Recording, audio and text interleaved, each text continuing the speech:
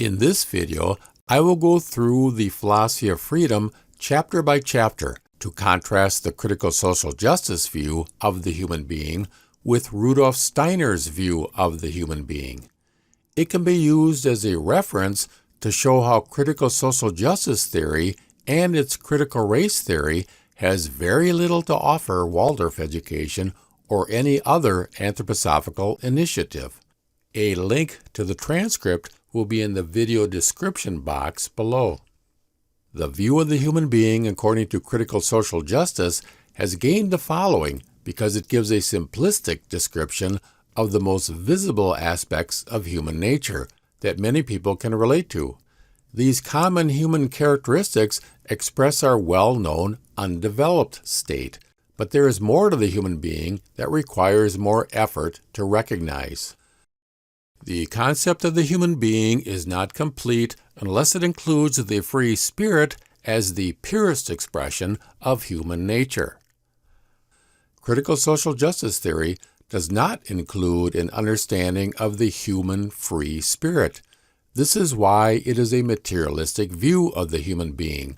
The cognitive and ethical states of critical social justice theory are found throughout the philosophy of freedom because Rudolf Steiner uses this as the starting point and then advances to higher levels of development. For example, in Chapter 14, Individuality and Type, it begins with a description of a person who identifies as a member of an ethnic group. How the single member is constituted and his general behavior will be determined by the character of the ethnic group. If we ask why a particular thing about a person is like this or like that, we are directed away from the individual person and toward his group type. The thoughts and behavior expressed by someone who identifies as a group member are determined by the group, which directs us away from their unique individual characteristics. From this starting point, Chapter 14 advances from group identity to learning how to recognize a free spirit, our true self. It is more difficult to identify unique individual characteristics because you have to get to know each person individually. It is the same in each chapter of the philosophy of freedom.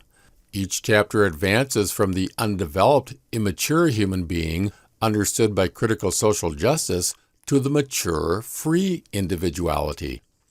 A study of the philosophy of freedom will remove the blinders of the materialistic view and open the eyes to our true self. Now let's go through the philosophy of freedom chapter by chapter. In the original introduction to the philosophy of freedom, the goal of knowledge, we advance from the outer truth of academic knowledge to the facts we know from direct experience and the inner truth that intuitively springs from within. Academic knowledge comes from the outside. It raises doubts within us. Truth that comes to us from the outside always brings with it uncertainty. We are only convinced by what appears to each of us inwardly as truth. We do not want the kind of knowledge that has been encased in rigid academic rules and stored away as valid for all time. Social justice theory is outer truth, formulated in the universities by ivory tower professors and then crammed into the heads of students. It is not education, it is re-education. You do not learn how to think, you learn what to think. The philosophy of freedom presents a science of freedom to bring the student to a recognition of the truth being presented. Proper study of the philosophy of freedom brings conviction because its truths can be verified within through reasoned examination and introspective observation. Only truth can give us certainty in the development of our individual powers. Whoever is tormented by doubts finds his powers weakened. If baffled by a world full of riddles, he can find no goal for his creative activity. In this video, we will see how social justice truths weaken a person, while the truths of the philosophy of freedom empower a person to set life goals that will be achieved. Chapter 1, Conscious Human Action, begins with the question, is a human being free in thought and action, or compelled by the unyielding necessity of natural law? Social justice theory answers the question of freedom with a resounding no to freedom. A key foundation principle of critical social justice is the social construction of the human being, cultural determinism. We are not free, but rather constructed by the inescapable necessity of social and cultural influences. This is why group identity is central to social justice, and individuality is dismissed as an illusion. The philosophy of freedom begins with this undeveloped state and advances to an independent thinking individualist who overcomes cultural determinism. Chapter 2, The Desire for Knowledge, describes how once we begin to have thoughts, we become critical and are dissatisfied with the world. This primal dissatisfaction is resolved on the inner path to true knowledge. Critical social justice remains in our unreconciled critical nature. It is based on Marxist conflict theory. Conflict theory is a way of thinking that sees the world as a never-ending conflict between oppressor and oppressed groups that fight each other for control of limited resources and opportunity. This, again, is a one-sided materialistic view that tries to explain the human condition on external world circumstances. Conflict theory replaces a healthy desire for knowledge with confirmation bias. It seeks out information to confirm the one-sided conflict theory narrative. It ignores the fact that the primal conflict exists within our own consciousness. Before we can heal the world, we need to heal ourselves. The only way to resolve this inner conflict is to overcome bias by grasping the true nature of the world.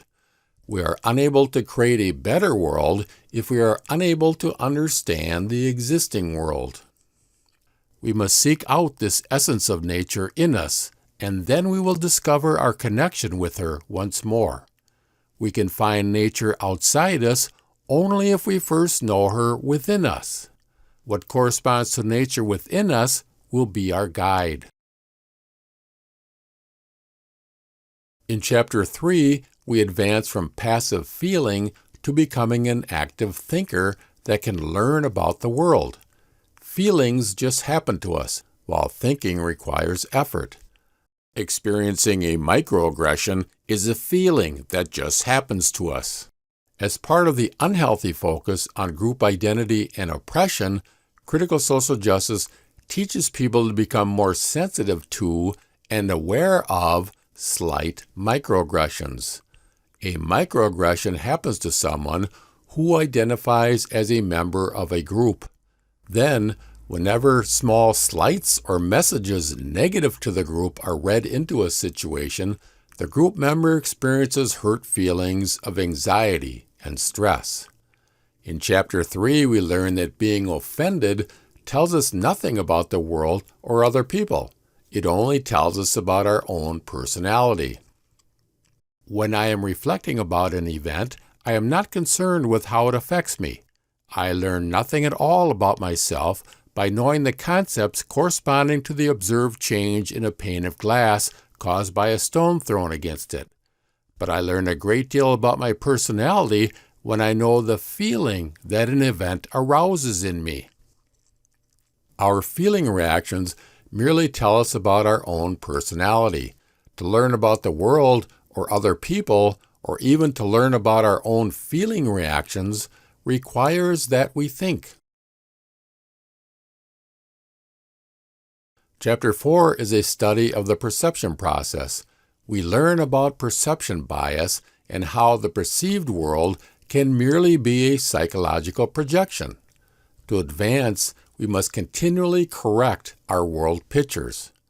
Critical social justice holds onto a single world picture of oppression and racism. When you become woke, you're able to see a world full of injustice. Seeing injustice everywhere is simply a woke projection, inserted between the real world and the contemplating mind. Chapter 5 is called Knowing the World. We advance from perception bias to an awakened state of thinking. Knowing the world requires developing true judgment. If I wish to say anything about life, I can do so only with the help of thinking. If my thought does not apply to the world, then my result is false.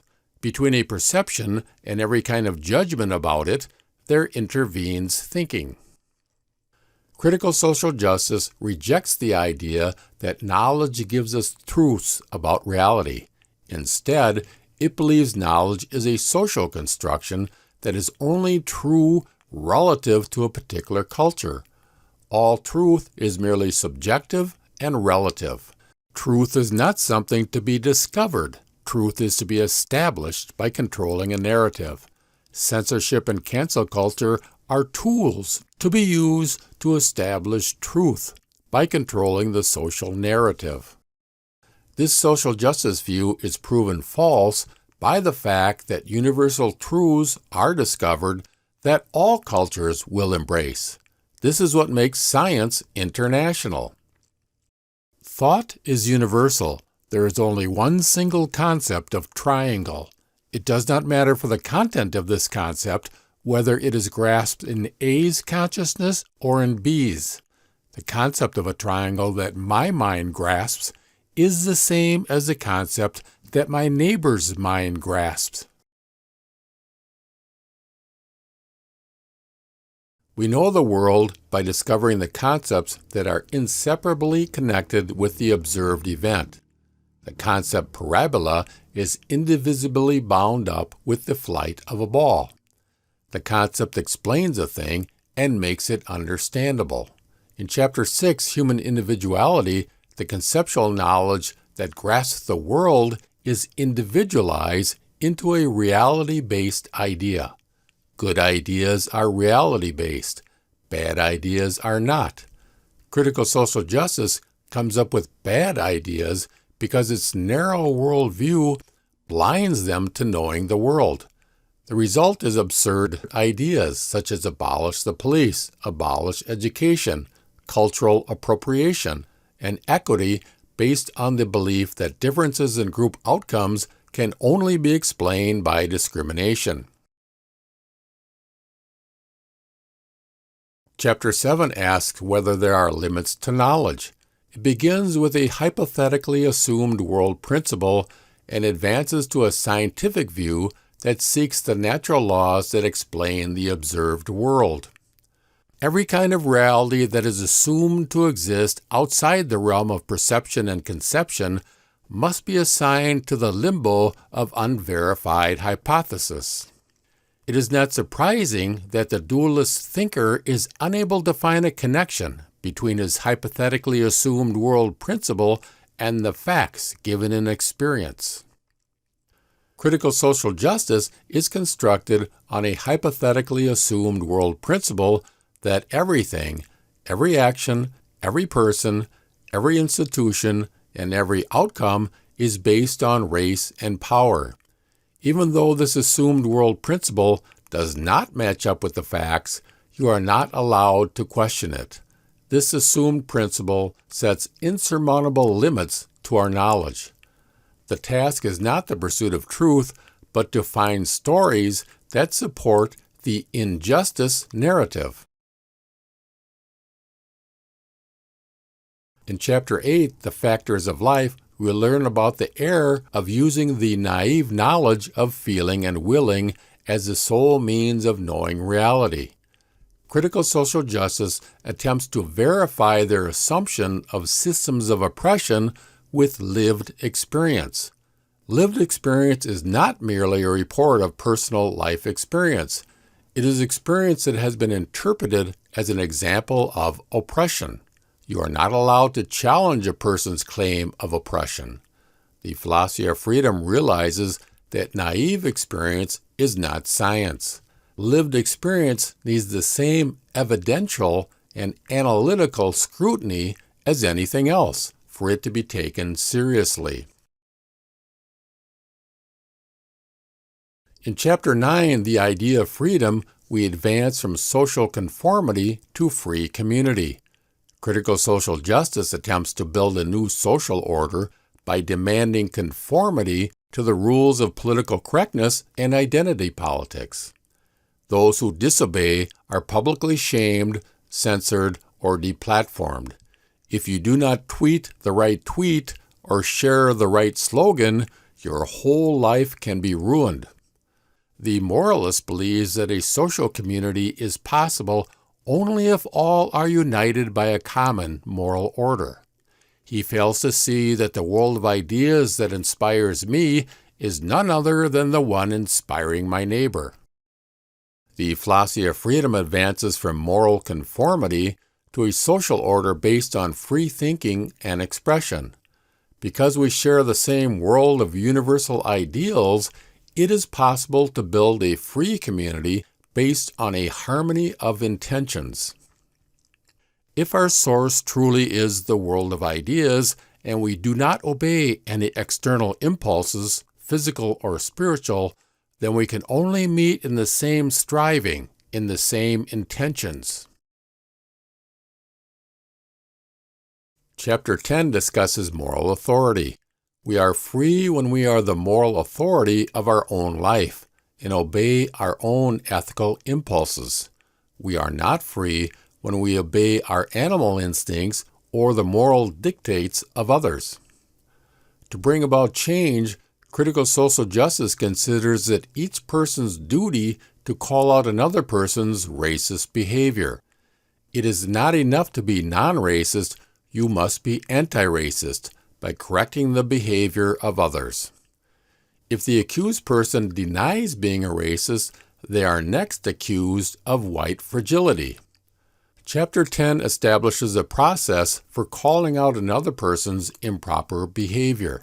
It requires the accuser to identify the specific person, policy, or institutional practice that drove the person to act in an improper way. If someone claims that the action of another person is done unfreely, then he must identify the thing or the person or the institution within the perceptible world that made this person act. It is not acceptable for the accuser to make general claims such as all white people are racist or all institutions are systemically racist. It is not acceptable for the accuser to claim that another person is controlled by unknown, unconscious motivations. If the cause that motivated the alleged racism can't be identified, the accusation must be rejected. If the claimant bases his assertion upon motivating causes of action lying outside the real world that is accessible to the human being through his senses and intellect, then monism must reject such an assertion. Critical social justice sees each person's destiny set at birth according to privilege or disadvantage. People of color will have less successful outcomes than white people, who have a much greater chance of success because of privilege. We advance from this view in Chapter 11, Life Purpose, by realizing that our life is not set on a fixed route. We choose our own destiny at every moment. What is one's task in life? Monism can only answer the task he sets himself. I have no predestined mission in the world. It is at every moment the one I choose. I do not set out on life's journey confined to a fixed route. In Chapter 12, Moral Imagination, we learn about a free deed. We are free when we act on our own ideas and unfree when we act on ideas that someone else has implanted in our head. Critical social justice is not only against actions, it is especially against impure thoughts. The woke mob, tech giants, employers, and the government act together as thought police to control thought. When accused of impure thought, a person is expected to publicly confess their racism. Anti-racist training sessions may also include the public confession of racism. This practice is an attempt to enslave the human spirit.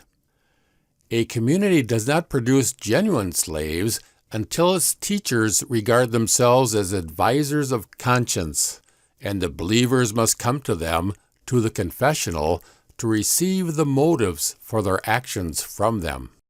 Anti-racist training in schools, businesses, and other institutions enslave people when the trainers become advisors of conscience and implant their motives into the heads of the participants. Critical social justice presents a pessimistic view of the world in an attempt to motivate selfless activism for cultural progress. Instead, its followers develop anxiety disorders. Young people no longer want to bring children into a world filled with oppression, hate, and environmental doom. In Chapter 13, The Value of Life, we advance from pessimism to the pleasure of striving for our individual goals. The ethical individualist is motivated by the driving force of the human spirit. It is not necessary to indoctrinate a person into a particular cause in order for them to do good works. Cultural progress depends on the all-around development of the human being, who will then be a contributor to society. What is called the good is not what a person ought to do, but what he wants to do when he expresses his fully developed true human nature. In Chapter 14, Individuality and Type, we learn how useless social justice degrees are for learning about actual people. You will learn nothing about an actual human being in a university ethnic studies, gender studies, or women's studies program. Please don't hire them. The characteristics of race, ethnicity, nation, and sex are the subjects of specific branches of study. Only a person who wishes to live as nothing more than an example of a type could possibly fit the general picture that emerges from this kind of academic study. None of these branches of study are able to reach the unique character of the single individual. Today's academic study of the human being merely produces a picture of a stereotype. You could call the philosophy of freedom individuality studies, where you will learn what to look for, how to know, and how to become a unique individuality. As we can clearly see, the way of thinking and the moral order of critical social justice theory has little to offer other than a picture of the undeveloped state of human nature. These are just a few examples. The philosophy of freedom can be opened to any page, and more examples can be found because critical social justice theory truly is the opposite of what Rudolf Steiner intended. If you take the path to real freedom described in the philosophy of freedom, you will attain what you seek to achieve in life and much more, and you will be the source of real cultural progress. Freedom is the only word which has a ring of immediate truth today. If, instead of such slogans as peace founded on justice or peace imposed by force, people would only speak of peace based on freedom, then this word would echo round the world and kindle in the hearts of all a sense of security.